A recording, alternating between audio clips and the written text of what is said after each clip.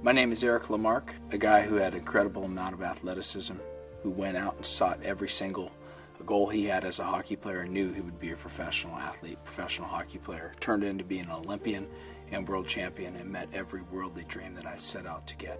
Fame came early for Eric Lamarque. A gifted hockey player in his youth, Lamarque was drafted by the Boston Bruins and was a member of the 1994 French Olympic hockey team. I fell short and found myself at like 29 getting a back injury, ending my career abruptly.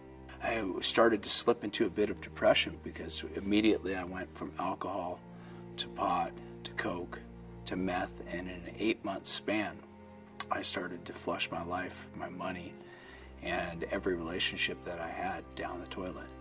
I was a believer, but was living a full-blown life as a sinner. It definitely had no God. And all I was doing was sniffing one powder up my nose and going to chase another powder, which was snowboarding. I'd go up and ride 300-400 days a year. That's what I did. His battle with addiction was ongoing when he attempted to climb to the top of 12,000-foot Mammoth Mountain in California. That trip took a harrowing turn. Leading this selfish life and not caring about anybody else, not telling anybody where I was, I found myself now trapped up in a storm that I was chasing that had 180'd and came back onto the mountain. Ski Patrol had closed that side of the mountain. I decided I'm still going to ride down anyways. It's a run that I've never done that I need to do, and I need to conquer that. I found myself trapped in a bowl. I didn't know it at the time, but walked myself in a circle finding my original tracks, and there was only one way out, and that was straight back up the mountain and to ride out faster. I had to address my feet. After being out there for 2 nights now, and the temperatures had dropped down into the single digits, but now I was faced with the reality of, I knew my feet, were numb, and they were a problem. So I remember sitting on a rock, and I took off my boots, and I went to take my socks off, and the socks wouldn't come off. They were stuck, they were frozen to my feet, and as I pulled them off, I actually tore skin, seeing that they were black, orange, yellow, purple, and I fell back in the snow, and I said, "You're gonna lose your feet."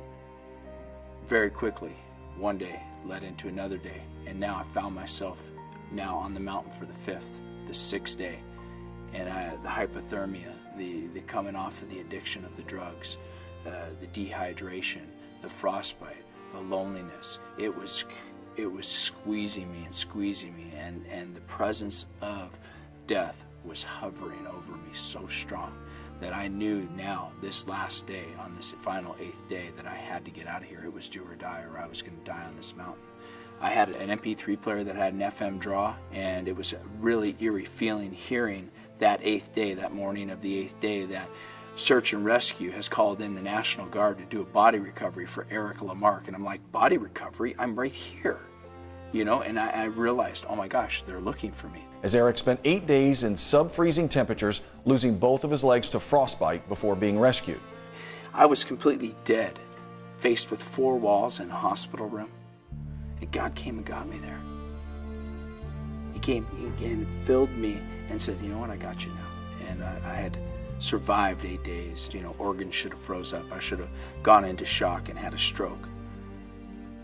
But yet right there at that time, I didn't know was a rebirthing for me, was my resurrection into my new life. I'm speaking to those mountains that come in my life now. I'm speaking to any challenge that comes my way. How did you do it? And that's what I can say.